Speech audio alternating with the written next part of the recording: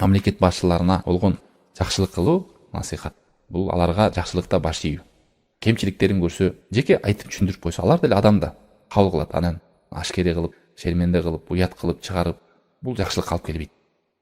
Адамдар аркылуу айтса, бирөө ката кылып алса, жазуу түрүндө, же бирөө адамдар ортого салып, же сунушу бар, пикири бар, же бир кемчилигин көрүп атат, аны элге жарыя кылбай эле, мындай эле айткан жакшыраак. Сиз деле бир кемчилик кылып алсаңыз, жеке айтып койсо жакшы да. Тууганым, сизде мондай жериңизде ката бар экен, сизге жакшылык каалап айтып атам. Дин деген бул насихат, жакшылык каалоо дин деген.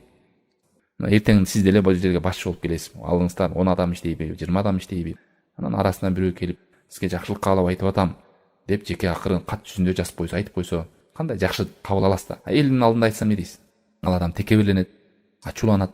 Ал ишке ашпайт бул нерсе. Мына ошондой эле бийлик ээлеринде, эл башчыларында абайлаш керек. Элди бөлүп жарат. Ар кандай олку солку нерсеге алып барат.